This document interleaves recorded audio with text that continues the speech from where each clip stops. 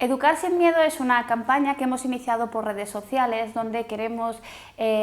hablar sobre aquellas situaciones que se dan en la convivencia familiar, en el día a día, donde no somos conscientes de que en la relación con nuestros hijos y nuestras hijas, en la comunicación que tenemos, muchas veces estamos recurriendo al miedo para generar en ellos una emoción y controlar un cierto comportamiento, que nos obedezcan, que nos hagan caso, y cuando esto no es así, pues al final también tenemos motivos para enfadarnos y esto hace que nos distanciemos unos de otros. A través de esta campaña queremos entender que el miedo es una emoción a la que recurrimos en momentos de supervivencia, pero la que no tenemos que utilizar para que nuestros hijos nos obedezcan o nos hagan caso, porque tiene una serie de consecuencias negativas en su desarrollo que nos gustaría hoy hablar de ello también con Rafael Benito, psiquiatra, y que pues te hemos invitado aquí para que aportes desde la medicina, desde la psiquiatría, ese otro punto de vista, ¿no?, que debemos de conocer. ¿Qué dice la ciencia? ¿Qué nos aporta la ciencia a esa educación que muchas veces está repleta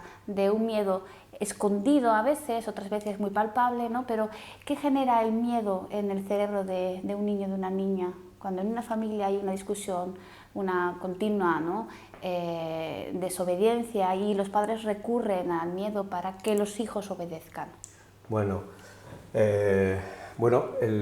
miedo es una emoción relacionada con el peligro, relacionada con la amenaza. Y en los niños tan amenazador puede ser la posibilidad de que me hagan daño o de que le hagan daño, como la posibilidad de que le abandonen o de que le dejen. O sea, hay muchas fuentes de miedo. El miedo tiene distintos orígenes en el caso de los niños. Y tan nocivo, tan terrorífico puede ser para un niño la amenaza de un daño físico o de un daño emocional como la amenaza del abandono, como la amenaza de dejarlo solo o de actuar no proporcionando a ese niño lo que necesita, que en realidad lo que necesita es vincularse. Nacemos con una necesidad desesperada de vincularnos, porque cuando nacemos nuestro cerebro está sin hacer y nos hace falta el cerebro o la actividad del cerebro de un adulto o de una adulta, cuidadores, que ayuden a modelar o a producir los cambios necesarios para que nuestro sistema nervioso se desarrolle de una manera adecuada. Entonces, tanto la amenaza de un daño físico o de un daño emocional a través de gritos, a través de insultos, como la negligencia o el abandono, van a producir modificaciones en el cerebro del niño que pueden alterar gravemente su desarrollo y que pueden seguir afectándole a lo largo de su vida adulta. Y en esos 3 primeros meses que nos explicabas que ese bebé necesita apegarse sí o sí al adulto, aunque la respuesta que reciba no siempre sea, ¿no?, positiva, esa idea, ¿cómo la desarrollaríamos? A ver, inicialmente, al nacimiento, nuestro cerebro de lo único que dispone es de un dispositivo neurobiológico básico para poder apegarse. Es decir, hay una necesidad desesperada de aferrarse a un adulto que sirva como base segura y que nos ayude a iniciar el neurodesarrollo, de tal manera que de lo que disponemos, de lo que dispone nuestro sistema nervioso fundamentalmente al nacer, es del aparato emocional que nos va a proporcionar o va a producir sensaciones de miedo, sensaciones de peligro, de amenaza, en el núcleo de la amígdala, que es un núcleo pequeño que hay en el interior, por debajo de la corteza cerebral, y también disponemos de núcleos que nos transmiten sensaciones placenteras, como por ejemplo el núcleo accumbens, el estriado ventral. Aparte de eso, nuestros sentidos prácticamente están desarrollados simplemente en el olfato, en el gusto y en el tacto, para poder oler la leche de mamá, para poder gustar la piel de mamá y la leche de mamá, y también el tacto para poder recibir el contacto agradable que proporcionan las caricias. Aparte de eso, nuestra visión está apenas desarrollada. Para lo único que nos sirve es para seguir objetos en movimiento y sobre todo objetos que parezcan caras. Y nuestro oído solamente está desarrollado para distinguir las inflexiones de la voz materna, de tal manera que nuestro sistema nervioso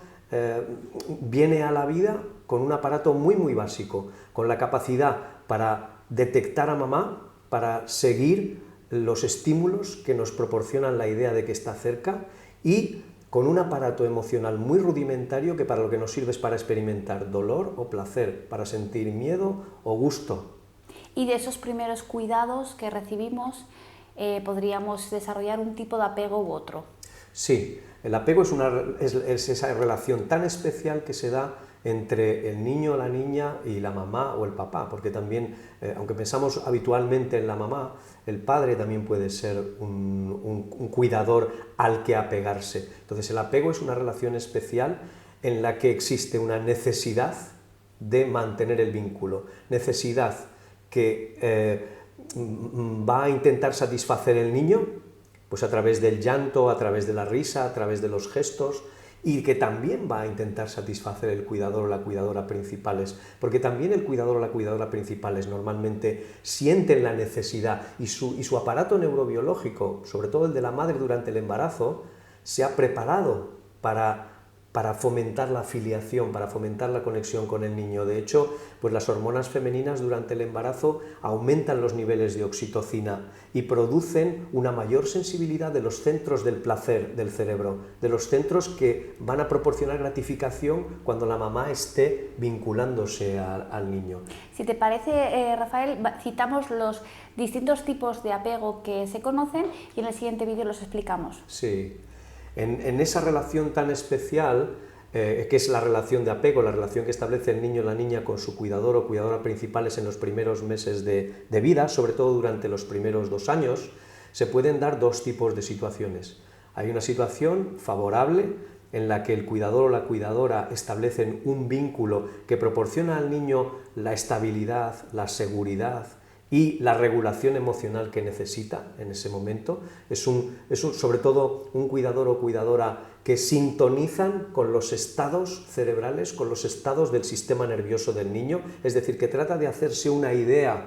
de cómo se puede estar sintiendo ese niño y proporciona una respuesta contingente, es decir, proporciona una respuesta que sintoniza, que se sincroniza o que tiene que ver con el estado del niño. Ahí estaríamos desarrollando entre el cuidador o cuidadora principales y el niño o niña una relación de apego seguro, en la que el niño va a ir teniendo la sensación de que efectivamente dispone de alguien que va a ayudarle, que va a ayudar a regularse, que va a ayudarle a satisfacer sus necesidades. Y en los casos más desfavorables se dan las relaciones de apego inseguro. En un sentido genérico, el apego inseguro son aquellas relaciones de apego en las que se carece de esa sintonía cerebral, mental, esa sintonía entre ambos sistemas nerviosos. Es decir, las respuestas del adulto no se compadecen con los estados cerebrales o con los estados neuronales del niño. Bien porque el adulto reacciona de una manera caótica o de una manera desordenada, es decir, a veces está, a veces no está, y no importa tanto cómo se siente el niño o lo que el niño le está transmitiendo, sino cómo se siente él o qué necesidad tiene él de estar o no estar con el niño. Eso proporcionaría un desarrollo del apego inseguro, sobre todo de tipo ansioso, es decir, un apego en el que el niño nunca va a poder estar seguro de que tiene a ese cuidador o cuidadora principales, con lo cual su sistema nervioso va a estar en una situación de alerta permanente, va a estar en un estado casi de activación o de tensión constantes. Otra situación se da cuando el cuidador o cuidadora principales abandona o se distancia o se comporta de una manera fría con el niño independientemente de lo que el niño haga o de lo que el niño o la niña hagan. Es decir, aunque el niño o niña estén demandando ese vínculo, la restitución de ese vínculo, el cuidador o cuidadora reaccionan permanentemente con frialdad y con distancia. Muchas veces eso hace que el niño entre en la desesperanza y en la desmoralización y entonces su sistema nervioso deja de generar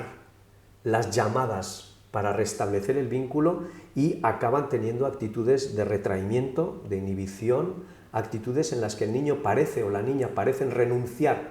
al vínculo. Y en ese caso hablamos de lo que se llama el apego evitativo, es decir, una situación en la que renuncio al vínculo porque el vínculo no me ha ofrecido nada. Es decir, por mucho que he protestado, por mucho que he solicitado vínculo, no ha habido respuesta. Tenemos apego seguro. Apego inseguro, de tipo ansioso o de tipo evitativo, y tenemos otro tipo de apego que es el denominado desorganizado. El apego desorganizado suele darse en relaciones en las que el cuidador o cuidadora es al mismo tiempo fuente de satisfacción y fuente de dolor, fuente de daño, fuente de miedo. Es decir, la misma figura que tendría que proporcionarme seguridad, que tendría que ayudarme a regularme, al mismo tiempo me está dañando. Son situaciones que se dan cuando los cuidadores, cuidadoras, los padres, madres,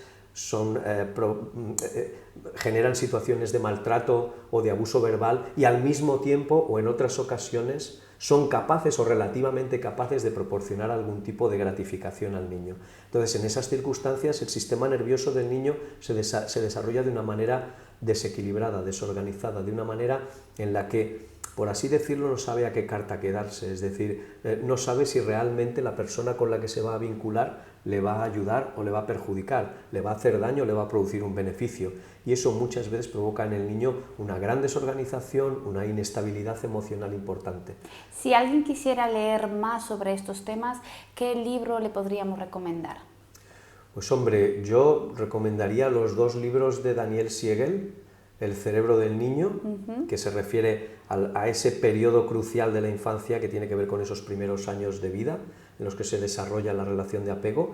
y como periodo también muy importante en el desarrollo del sistema nervioso, el libro La tormenta cerebral, que está dedicado al cerebro adolescente. Porque si hay dos periodos importantes en el neurodesarrollo, en el desarrollo del sistema nervioso, son esos 2 o 3 primeros años en los que se establece y consolida la relación de apego, que puede ser seguro, que puede ser inseguro o desorganizado, y la adolescencia, que la adolescencia es un periodo muy activo en el desarrollo del sistema nervioso, en el que muchas veces se reeditan situaciones vinculares o situaciones que van de alguna manera a actualizar o a resucitar los conflictos o no que se vivieron en la infancia. Esto lo vamos a hablar en el siguiente vídeo, si te parece, porque merece que dediquemos un tiempo a ello. Gracias, Rafael.